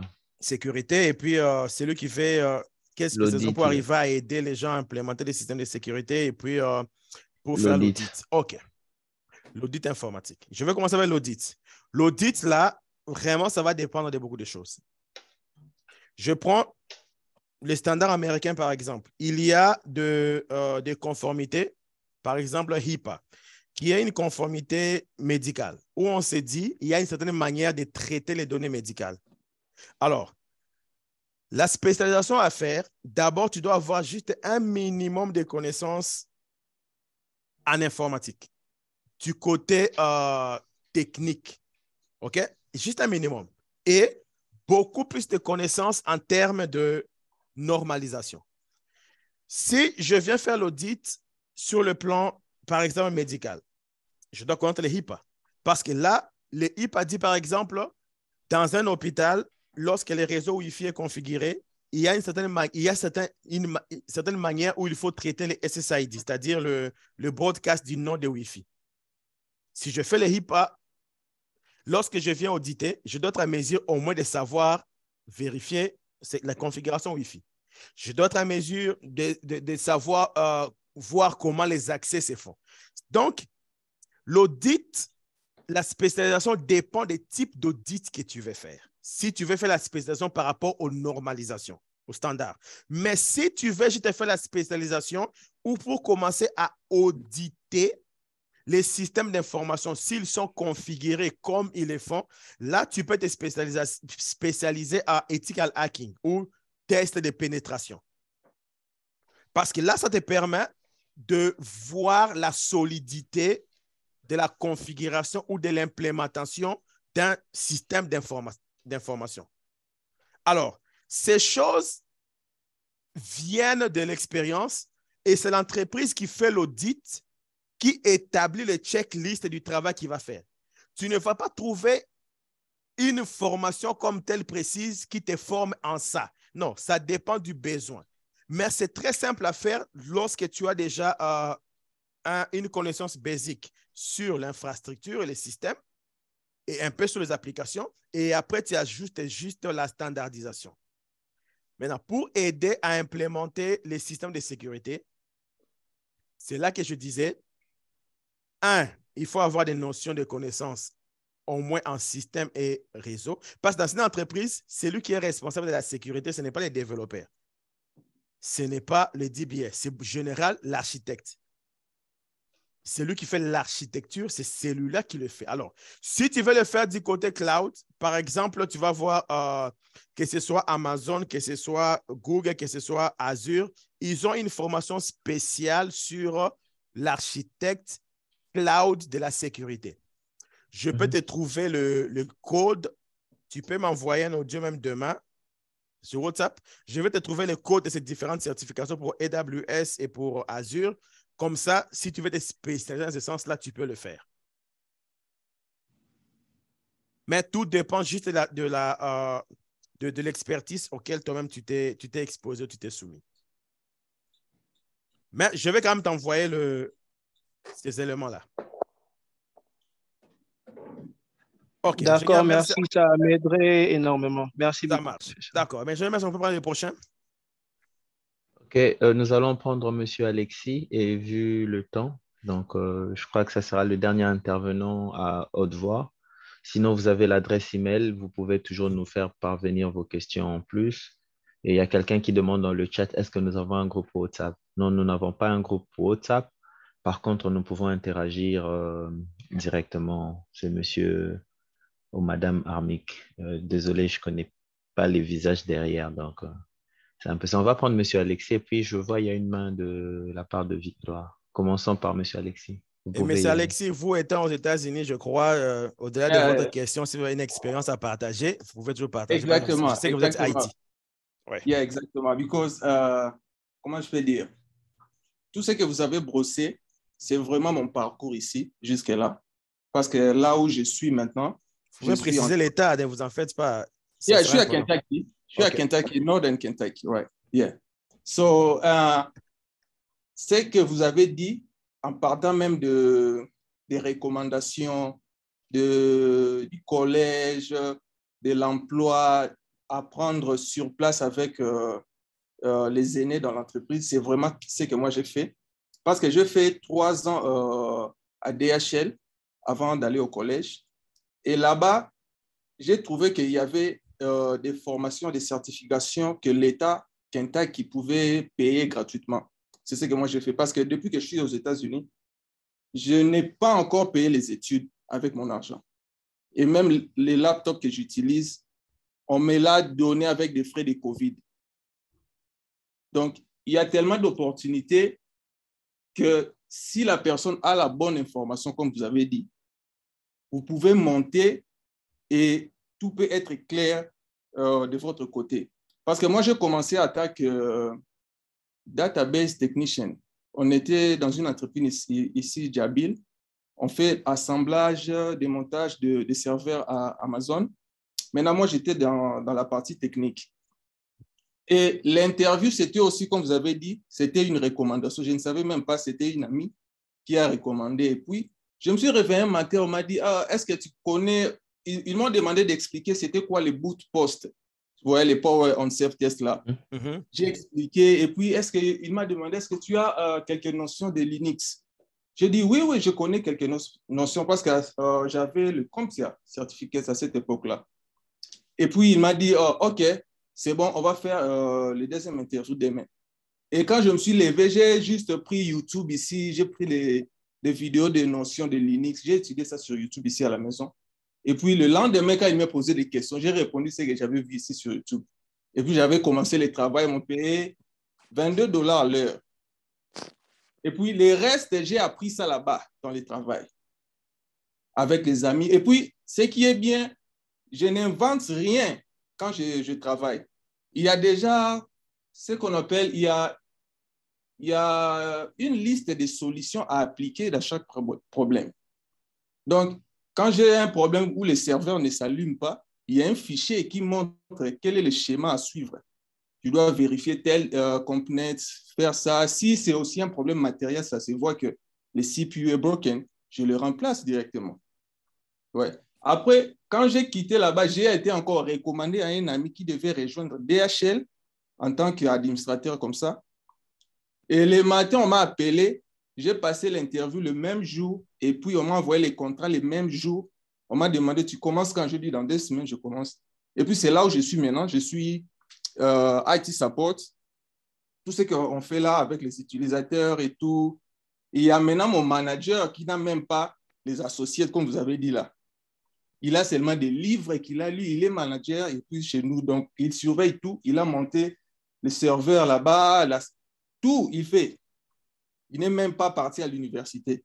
Et c'est là-bas que j'ai appris d'autres applications. Par exemple, j'ai utilisé, comment on appelle?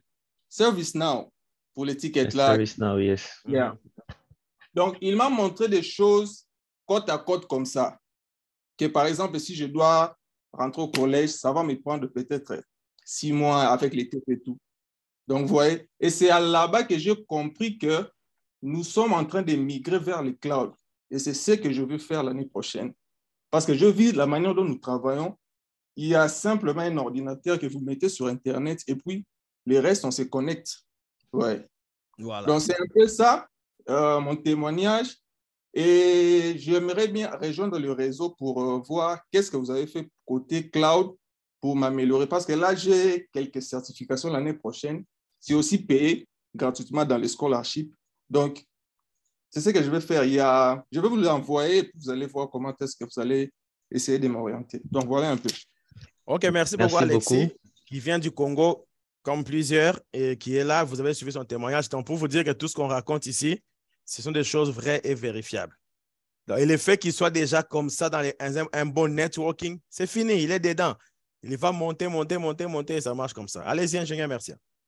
OK, est-ce que nous pouvons prendre une dernière Victoire? question? Oui. Yes, comme ça, c'est la dernière intervention pour ce soir. Il faut rappeler aux gens juste le formulaire. Il y a le lien du formulaire dans le chat, comme M. Alexis tout à l'heure vient de mentionner. Vous pouvez juste remplir et puis on va revenir vers vous. Ça sera mieux comme ça. Merci bien. Vous avez la parole. Victoire, va lever les mutes, poser la question. Okay. Bonsoir, bonjour. You can go in English if you feel comfortable. Yeah. Okay. My question is, so every time I hear the word IT, I always think about like computer and like typing and numbers and stuff like that. So my question was, so if you want to get involved with IT, do you have to have so much knowledge of computer? Do you have to know computer like Microsoft and all that stuff? That was my question. Thank you. You do not really have to. You just need to have a very basic knowledge on like Microsoft Word, Excel, because you will not have to deal a lot with those kind of stuff, especially if you're trying to go to do IT support. You know, you are not an end user. You know, you just need to have basic knowledge to understand what it is, how it works, and that's it. Okay. Yeah, and that's it. You Thank don't have to need to have deep knowledge on this. But also the first step of becoming an IT is to have a computer. I have seen, especially in Congo, among Congolese people do not have computers. I don't know why. It's not that much expensive. With $100, you can get something you can start with, a laptop you can start with. People will prefer to get iPhone 14 Pro Max to just grab pictures versus getting even a laptop, which can help them to increase. I have seen today Sorry, Minister, to take more time. I have seen today people doing good stuff in with Snapchat, with editing video on status, but the same person ask them how to attach a resume to an email. They will not know. Attaching a resume to an email is easy than sometimes downloading a video from someone's profile and put on yours. But how come people are able to do it? They are not able to attach files to email. That means we are able to do anything we want. People like to show up themselves. That's why they are able to they are fast to learn and understand how to do WhatsApp stuff. But when it's come on other stuff like editing a resume, uploading a resume, they do not have any idea. So those are stuff. That's first thing. Whoever will want us to help him, first thing you have to buy your own computer. If you do not have, sell me your iPhone Pro Max. I give you, I get you a Techno phone, and the remaining money we get a laptop for you. That's for everyone. Okay, Ingénieur Mercier, you have you can go back. Ok, je vois qu'il y a la main de Monsieur Maurice. Please, this will be the last one. This actually is the last one. You can go ahead, Monsieur Maurice. Merci pour l'opportunité. Là, je m'en vais dire bonsoir à tout le monde. Bonsoir. J'ai une petite question qui me concerne personnellement, mais je vais quand même la partager avec tout le monde. Selon vous, quel est le temps nécessaire pour passer de la certification genre un CCNA, que je suis en train de préparer, pour aller vers une certification en sécurité informatique? Quel est le temps nécessaire selon vous, après avoir obtenu un CCNA, pour passer à une certification vers la sécurité? Ça dépend de l'objectif que vous êtes en train de poursuivre. Vous pouvez, ça dépend de vous, de votre vitesse à lire et apprendre. Ça ne vous prendra pas beaucoup de temps. Vous pouvez, mais, bon, à moins que je prenne votre question dans le sens où les temps nécessaires après avoir une expérience en tant qu'administrateur réseau pour aller dans la sécurité, là aussi, je vais dire ça dépend de vous, mais je pense qu'après 6 mois, déjà une année, ça peut déjà être important. Ça peut être important. Alors, pour remettre ma parole à l'ingénieur Mercier, j'aimerais dire une des choses qui se voit aussi être un obstacle pour beaucoup de personnes, c'est l'anglais, au fait. Écoutez, les anglophones, surtout les Américains, ils ne sont pas comme nous, les francophones. Nous, les francophones, on est trop attachés aux fautes d'orthographe, on est trop attachés à parler avec accent et autres. Les anglophones ne sont pas comme ça. À la minute où tu connais ton travail et que tu peux juste te parler et qu'ils comprennent ce que tu as dit, c'est bon, la vie avance. J'ai parcouru plusieurs entreprises IT ici. Ma dernière position chez Microsoft, mon travail consistait à être dans une réunion avec des grandes banques, des grandes universités où vous discutez sur leur politique de sécurité, tu leur donnes des stratégies. Je me retrouvais dans des réunions avec des professeurs d'université, des grandes universités d'Amérique, avec de personnes de très haut niveau. L'IT ici à Dallas, je travaille dans une entreprise où je déployais les systèmes réseau pour beaucoup de cités. Northlake, les gens qui ont le town of Northlake. Je discutais avec les town secretaries, je discutais avec les city secretaries, je discutais avec les city managers. Ces gens-là n'ont pas de complexe. Tu parles, ils écoutent. Alors qu'il il te demande de répéter, tu reprends et ça avance.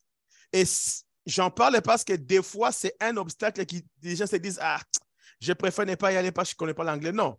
À la minute où tu as un minimum, that's it. Stand up and move with it. Tu as déjà un minimum, c'est déjà l'essentiel. La technique, ce n'est pas les droits que tu fais où tu vas commencer à te défendre des lois et autres. Non. Si tu sais ce que tu fais, les minimums d'anglais que tu as, ça te fait avancer. Donc, je crois que c'est ça. La dernière chose que je devais dire, ingénieur Mercier, vous avez la parole. Ok, merci beaucoup, ingénieur, et merci pour tout le monde qui a dû participer. Quand bien même le temps nous avons utilisé plus du temps que prévu, mais je pense que ce temps a été investi. Ce n'est pas un temps jeté dans le vide. Ce n'est pas un temps où on a été dans le bruit, comme dirait le Congolais Akin. mais c'est un temps où nous avons appris la connaissance. Donc, merci d'être passé. Merci d'avoir rempli le formulaire. Nous reviendrons vers vous le plus tôt possible et nous vous donnerons plus de nouvelles parce que nous avons beaucoup, beaucoup de projets à faire ensemble d'ici le début de l'année prochaine et faisons en sorte que nos New Year Resolutions soient aussi la migration vers le tech, quelques formations à faire, quelques accompagnements au bout du premier semestre, deuxième semestre, qu'on ait quelque chose. Tout ce que je peux dire, on se retrouve à plus tard. On va toujours communiquer par les mêmes voies et moyens. Et merci beaucoup et bon après-midi et bonne soirée pour les autres et bonne nuit pour nous autres aussi. Merci. OK, merci à tous. Nous rappelons seulement que cette vidéo est enregistrée. On va peut-être la disponibiliser. Vous pouvez partager avec vos amis, vos collègues. Souvenez-vous, si vous allez retenir une chose sur tout ce qu'on a dit ici, c'est l'importance du réseau. Yeah. L'importance du réseau. Donc, essayons un peu d'avoir, même dans le milieu congolais, tel que passe la majorité des Congolais, un réseau différent. Où ça ne sera pas des gens qui vont juste s'appeler pour aller boire, danser, faire ceci, non. Si on comprend ces choses, on commence à s'élever, plus on sera fort, plus on va facilement intégrer les autres et on va avancer. Donc, même le lien là de formulaire, vous pouvez forwarder à vos amis que vous pensez, ceci peut les aider, qu'ils souscrivent, on aura le temps de travailler avec vous. OK, merci. Merci beaucoup. Au revoir. OK, au revoir.